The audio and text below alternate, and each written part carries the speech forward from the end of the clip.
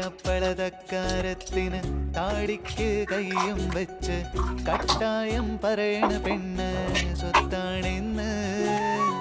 കാടും മലയും കടന്ന് നാട്ടാരുടെ ഏഷണി നീങ്ങി മുണ്ട് മുറുക്കിയെടുത്തവൻ താളം പാടി.